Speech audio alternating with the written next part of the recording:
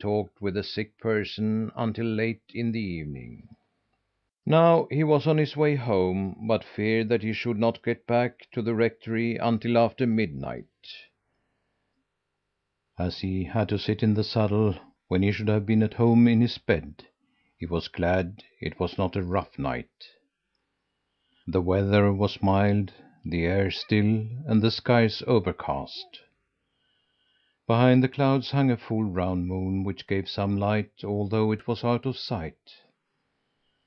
But for that faint light it would have been impossible for him to distinguish paths from fields, for that was a snowless winter, and all things had the same grayish brown colour. The horse the dean rode was one he praised very highly. He was strong and sturdy and quite as wise as a human being. He could find his way home from any place in the township. The dean had observed this on several occasions, and he relied upon it with such a sense of security that he never troubled himself to think where he was going when he rode that horse. So he came along now in the gray night through the bewildering forest, with the reins dangling and his thoughts far away.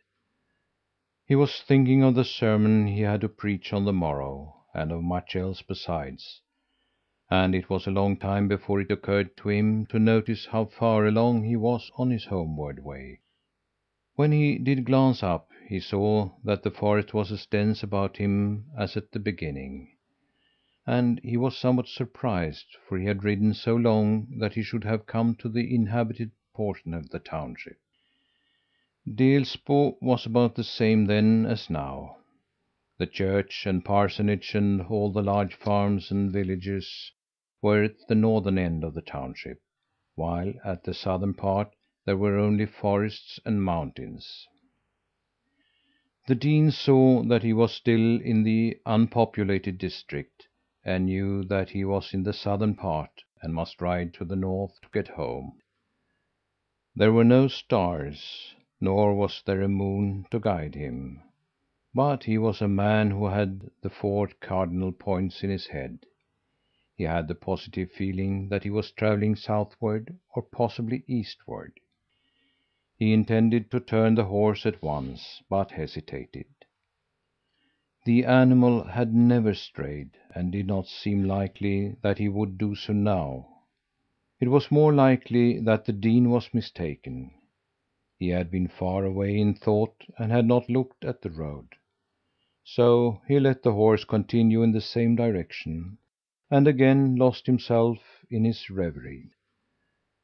Suddenly a big branch struck him and almost swept him off the horse. Then he realized that he must find out where he was.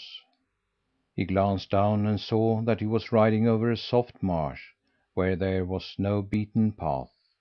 The horse trotted along at a brisk pace and showed no uncertainty. Again the dean was positive that he was going in the wrong direction, and now he did not hesitate to interfere. He seized the reins and turned the horse about, guiding him back to the roadway. No sooner was he there than he turned again and made straight for the woods. The dean was certain that he was going wrong, but because the beast was so persistent, he thought that probably he was trying to find a better road, and let him go along. The horse did very well, although he had no path to follow. If a precipice obstructed his way, he climbed it as nimbly as a goat, and later, when they had to descend, he bunched his hoofs and slid down the rocky inclines. "May he only find his way home before church hour," thought the dean. "I wonder how the Delsbo folk would take it if I were not at my church on time." He did not have to brood over this long, for soon he came to a place that was familiar to him. It was a little creek where he had fished the summer before. Now he saw it was as he feared. He was in the depths of the forest, and the horse was plodding along in a southeasterly direction. He seemed determined to carry the dean as far from church and rectory as he could. The clergyman dismounted. He could not let the horse carry him into the wilderness. he must go home. And since the animal persisted in going in the wrong direction, he decided to walk and lead him until they came to more familiar roads. The dean wound the reins around his arm and began to walk. It was not an easy matter to tramp through the forest in a heavy fur coat, but the dean was strong and hardy and had little fear of overexertion. The horse, meanwhile, caused him fresh anxiety. He would not follow, but planted his hoofs firmly on the ground. At last the dean was angry. He had never beaten that horse, nor did he wish to do so now. Instead, he threw down the reins and walked away.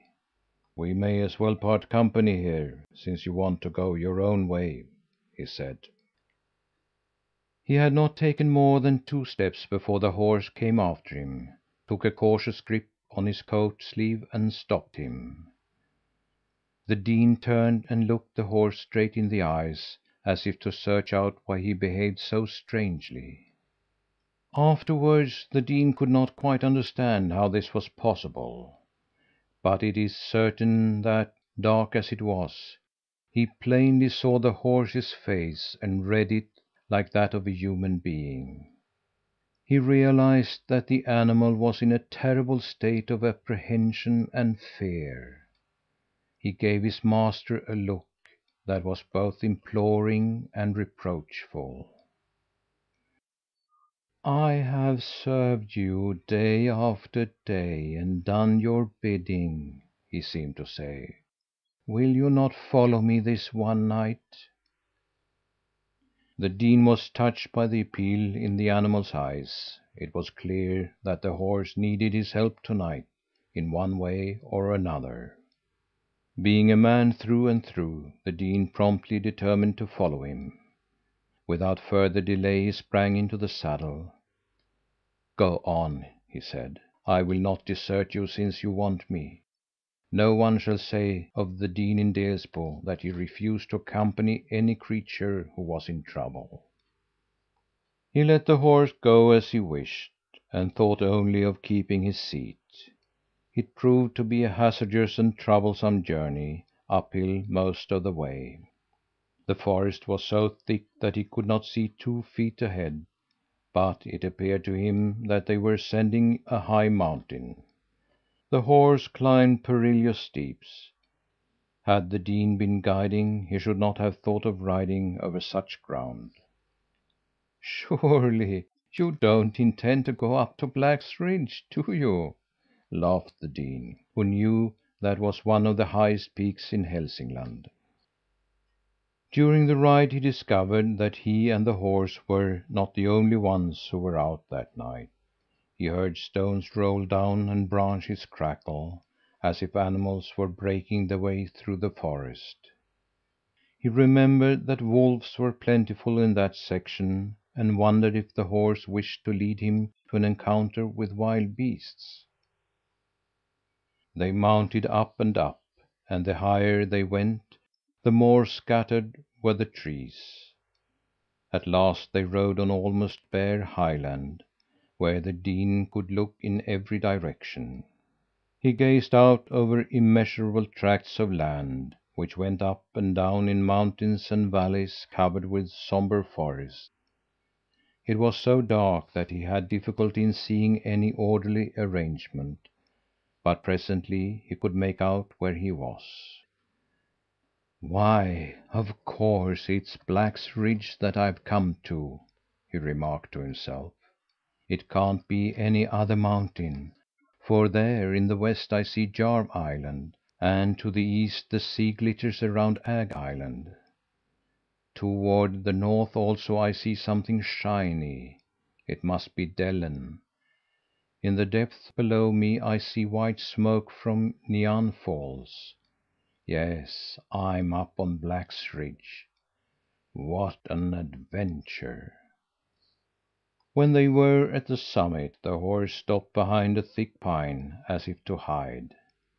The dean bent forward and pushed aside the branches, that he might have an unobstructed view. The mountain's bald plate confronted him.